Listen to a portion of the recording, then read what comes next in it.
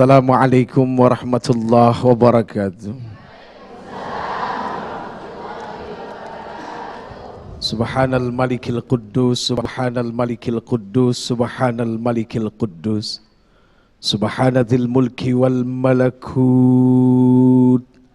subhanadzil izzati wal azamati wal haibati wal qudrati was sultan wal kamal wal jamal wal jalal wal kibriyai wal jabarut wala yamutu wala yafutu abada. Subuhun kudusur Rabbuna wa Rabbul malaikati warruh. Semuanya subhanallah walhamdulillah wa la ilaha illallah wa la ilaha illallah wa la ilaha illallah huwallahu akbar. Allahumma salli wa sallim وبارك وكرم على هذا النبي الكريم سيدنا وحبيبنا وشفيعنا وقرة أعيننا ومولانا محمد. Angkat kedua belah tangannya salatan tukhrijuna biha min dhulumatil wahmi amin wa tukrimuna binuril fahmi wa tudihu lana ma ashkala hatta yafhama innaka ta'lamu wa la na'lam innaka anta allamul ghuyub wa innaka ala kulli syai'in qadir wa ala alihi wa ashabihi ajma'in amma ba'd. Allahumma antas salam semua wa minkas salam wa ilaika ya'udus salam fahayyina rabbana bis salam wa adkhilna al jannata darus salam tabarakta rabbana wa ta'alaita ya dzal jalali wal ikram. Amin amin amin ya rabbal. Baik hadirin yang insyaallah dimuliakan Allah. Yang pertama mohon maaf, yang bicara ini tidak lebih baik dari yang mendengar. Kita semua sama, tidak ada bedanya. Sama-sama sedang mencari keridhaan Allah subhanahu. Karena prinsip hidup adalah libtighai mardatillah, hanya untuk mencari keridhaan Allah subhanahu wa ta'ala. Artinya adalah apa? Ya Allah, jikalau engkau ridho diri ini miskin, maka miskinkan hamba. Mau begitu Bu? Lah kok gak mau? Bagaimana? Dengerin dulu nih kalimatnya. Ya Allah, jikalau engkau ridho diri ini miskin, maka miskinkan hamba. Nggak mau juga. Meskipun Allah ridho nggak mau. Berarti ibu kepengen kaya tapi tidak dalam keridhaan Allah. Kagak. Ini maunya apa sih sebenarnya? Ini belum beres urusannya nih. Ya Allah, jikalau engkau ridho diri ini miskin, maka miskinkan hamba. Tapi tolong berikan ilmu bagi hamba untuk memahami kemiskinan hamba. Itu. Kita miskin tapi kita punya ilmu buat memahami kemiskinan kita. Dan kita dalam keridhaan Allah. Daripada kita punya harta, kita kaya, punya kedudukan, katanya dia hormati, tapi Allah sedikit pun tidak ridho kepada kita, mau? Nggak enak ibu hidup tidak dalam keridhaan. Gini aja deh, ibu punya anak, ini anak kurang ajar, sukses tapi ibu nggak ridho, bagaimana? Ada berkah nggak? Tidak ada berkah. Jadi seperti itu. Itulah pentingnya ridho. Termasuk ya Allah, jika engkau ridho diri ini kaya, maka kayakan hamba. Tuh kalau yang kaya aja amin. Ini ketahuan nih sekumpulan orang susah semua di sini nih. Ketahuan sekumpulan orang susah. Makanya pada kagak punya kerjaan malam-malam kemari. Tar belum selesai. Ya Allah, jikalau engkau ridho hamba kaya, maka kayakan hamba. Tapi tolong berikan ilmu bagi hamba untuk memahami kekayaan hamba. Baik hadirin yang insya Allah dimuliakan Allah subhanahu wa ta'ala. Tema kita hari ini adalah apa?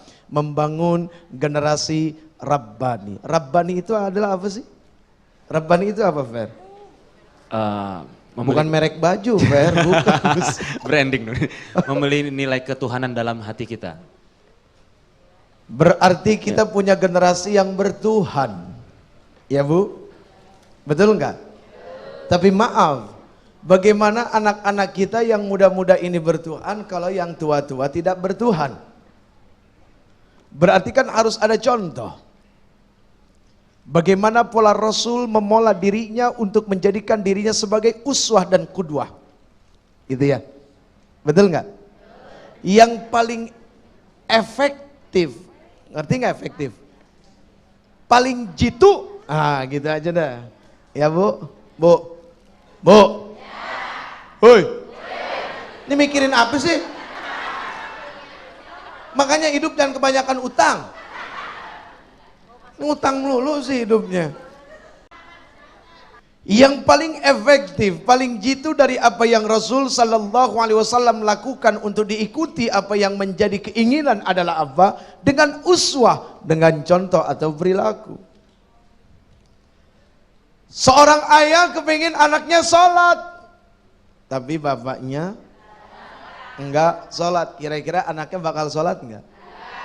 Apalagi anak sekarang kritis-kritis. Bapaknya cuma pakai kaos oblong duduk gitu kan. Terus bocahnya lewat, bocah, sono lu sholat ke masjid. Anaknya bilang apa? Bapak nyuruh doang, bapak aja kagak sholat. Anak sekarang kritis loh, anak sekarang cerdas loh, anak sekarang pintar ngebalikin. Ya? Kan begitu. Oh berarti apa? Ya sudah, yang paling enteng bapaknya ngambil sarung, sarung dipakai depan anaknya. Kemudian anaknya juga ngambil sarung, sarungnya dipakein dan diajarin sama bapaknya. Tuh tangan anak ditenteng bawa ke masjid. Selesai urusan. Insya. Maaf bu, misalnya anak kita kerja jaga WC, masih jauh lebih mulia daripada orang-orang yang masuk WC pakai baju bagus perlente, buang najis tapi nggak punya iman. Masih lebih baik anak-anak kita jadi tukang parkir tapi nggak kehilangan iman, daripada maaf punten mereka yang datang parkirin mobil, mobilnya bagus tapi kehilangan iman.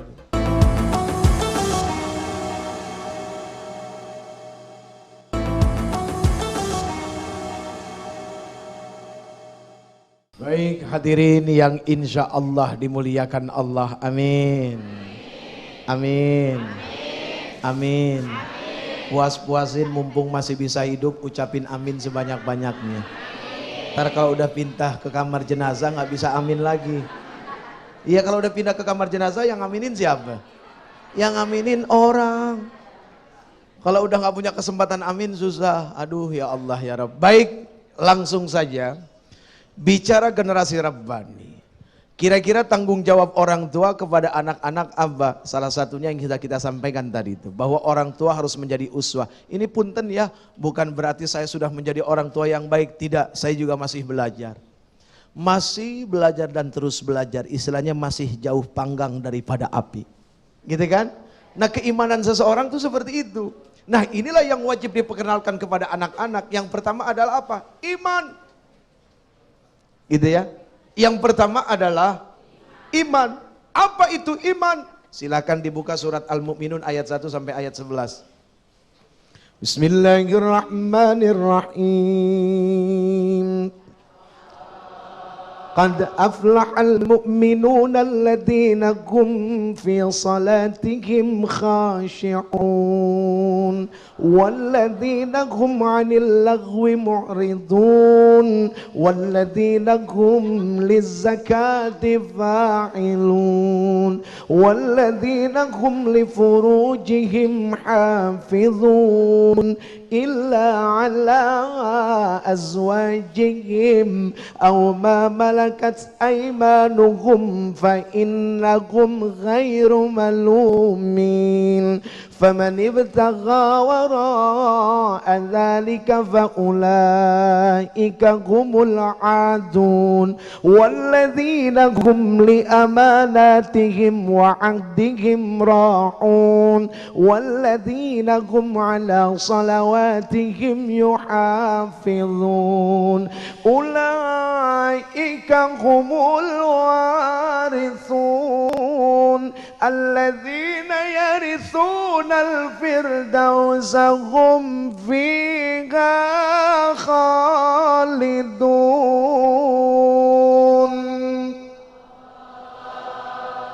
Qad aflahal mu'minun, sungguh beruntunglah mereka orang-orang yang beriman. Lihat kalimatnya apa? Sungguh beruntung mereka orang-orang yang beriman, yang Allah katakan beruntung. Bukan yang punya tanah 16 hektar, bukan yang punya mobil 6, bukan yang punya rumah 16 biji. Rumah 16 apa? Bukan. Tapi yang dibilang adalah yang beriman. Nih yang mesti disampaikan ke anak-anak. Anakku, kalau engkau punya iman, engkau dikatakan beruntung. Maaf Bu, misalnya anak kita kerja jaga WC, suka mencuci najis orang, masih jauh lebih mulia daripada orang-orang yang masuk WC pakai baju bagus perlente, buang najis tapi nggak punya iman. Masih lebih baik anak-anak kita jadi tukang parkir tapi nggak kehilangan iman, daripada maaf punten mereka yang datang parkirin mobil, mobilnya bagus, masih kredit. Kenapa lu ketawa? Tapi kehilangan iman. Ya Bu, lihat pada ayat 10 dan 11. Apa keuntungan orang-orang yang beriman? Ulaika humul warisun. Mereka itu adalah para pewaris. Jadi yang beriman itu akan mendapatkan warisan. Apa warisannya? Alladzina yarisunal firdaus hum fiha khalidun. Mereka akan diberikan warisan surga yang namanya Firdaus dan mereka kekal di dalam-dalamnya. Berarti kata passwordnya adalah apa kalau mau masuk surga Firdaus? Iman. Seperti apa iman? Mesti dijelaskan juga kepada anak-anak kita. Seperti apa ciri orang yang beriman? Dikenalin ke anak. Yang pertama, perkara urusan sholat, urusan nyembah Allah. Bagaimana mungkin seseorang dikatakan dirinya beriman kalau tidak bisa dibuktikan dengan ibadah Allahu Akbar, menyembah Allah. Makanya praktek ibadah sholat ini terus diajarkan ke anak. Inilah generasi Rabbani, generasi yang tidak akan pernah melupakan siapa yang telah menciptakannya. Itu satu, ya kan? Terus yang kedua, walladzina hum 'anil laghwi mu'ridun, orang yang meninggalkan perkataan dan perbuatan yang tidak baik, yang tidak ada manfaat. Sekarang ini banyak loh perkara-perkara yang tidak manfaat ini muncul. Perkara-perkara yang tidak mendatangkan maslahat ini muncul. Tapi ya inilah dunia. Kalau bukan begitu bukan dunia namanya. Makanya nggak usah kaget. Kalau di dunia tuh kita ketemu macam-macam ragam persoalan yang membuat kita kadang-kadang takjub. Aha, itulah dunia Bu. Ya, dunia tempatnya macam-macam. Dunia ibarat gado, tergantung selera. Mau pedas, mau manis, apa mau bawang putihnya lebih banyak, terserah. Gitu ya. Nah itu. Kemudian apalagi? Oh, yang beriman itu suka berbagi dengan hartanya. Sedekah, infak, zakat. Kemudian yang beriman itu adalah orang yang senantiasa menjaga kemaluannya. Apa yang dimaksud menjaga kemaluan? Tidak akan dia sembarangan. Karena mohon maaf, urusan yang sembarangan ini, aduh bahaya Bang. Bahaya. Sudah banyak praktek-praktek maaf penyalahgunaan alat yang itu pada akhirnya sakit. Ya betul ya? Betul enggak? Ada yang namanya sepilis, itu dokter yang paling tahu tuh. Tapi pelaku yang paling ngerasain sakitnya kayak apa? Dokter mah nggak bisa ngerasain sakitnya, pelaku yang bisa ngerasain sakitnya. Gitu kan? Terus sampai yang ke ujung, sampai yang paling dahsyat. Bicara sakit, bicara kasih sayang Allah.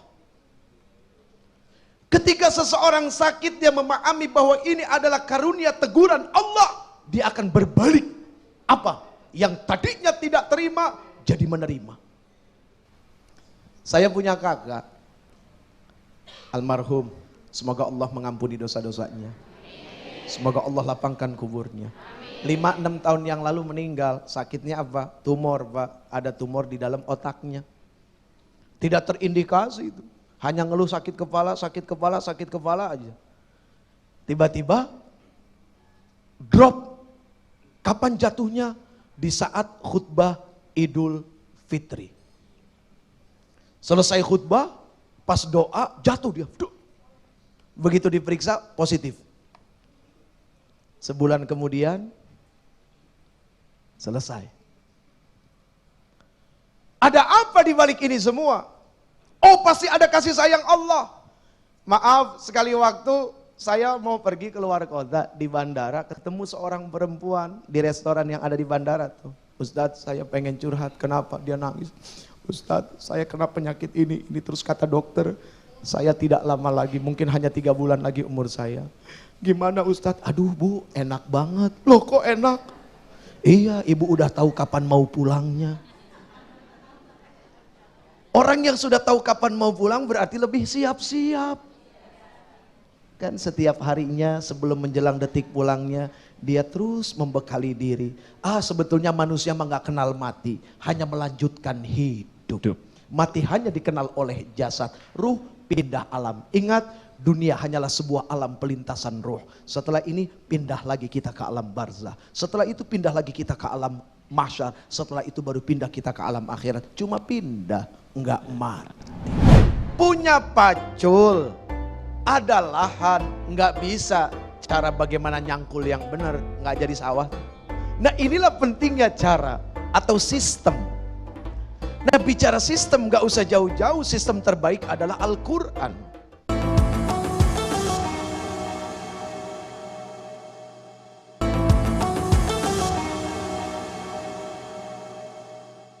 Ya hadirin yang insya Allah dimuliakan Allah, amin. Sampai di mana tadi Ibu? Ibu, lebih berharga mana besi sama perak?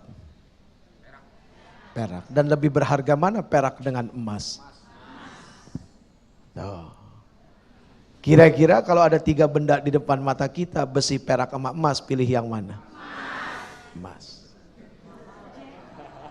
Matre. Bu, suami pulang, bawa gelang, keroncongan. Biasa kalau keroncongan berapa biji? 12 biji. Ya. Tapi ternyata imitasi. Mau diterima? Nggak mau, nggak bersyukur. Suami udah capek-capek bawa emas meskipun imitasi, dengan niat tujuan pengen nyenengin istri, ditolak. Durhaka. Kalau terang-terangan imitasi diterima, kalau dia kagak ngomong kagak diterima. Berarti mending emas segram tapi asli daripada 12 biji palsu, begitu? Bagus. Berarti kita sudah tahu mana yang asli, mana yang palsu. Begitu juga dengan iman.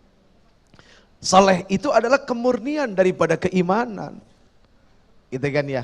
Sekarang bagaimana dengan doa? Ingat, doa itu sahabatnya para nabi dan para rasul. Makanya para nabi dan rasul tidak pernah meninggalkan sahabatnya, yaitu doa. Selalu mengangkat tangan kepada Allah. Orang yang selalu mengangkat tangan kepada Allah adalah orang yang sadar kalau dirinya butuh Allah. Jelas ya? Bagaimana doanya? Ada 2. Yang pertama, Rabbi habli minas salihin. Ya Allah, anugerahilah kepadaku anak yang saleh. Atau Rabbi habli min ladunka dzurriyyatan thayyibatan innaka sami'ud du'a. Ya Allah, anugerahilah dari sisimu ya, anak keturunan yang saleh. Sesungguhnya engkau maha mendengar siapa-siapa saja yang berdoa kepada engkau. Doa saja tidak cukup. Ya, kalau kita hanya berdoa, tapi ketika bikinnya lupa doanya, ini yang repot. Bikin kue nggak pakai resep, kira-kira jadinya apa? Terigu ada, gula ada, telur ada, blenderan ada, mentega ada, tapi kagak ngerti bikinnya. Jadinya apa? Allah Subhanahu wa ta'ala jadikan laki-laki punya alat. Punya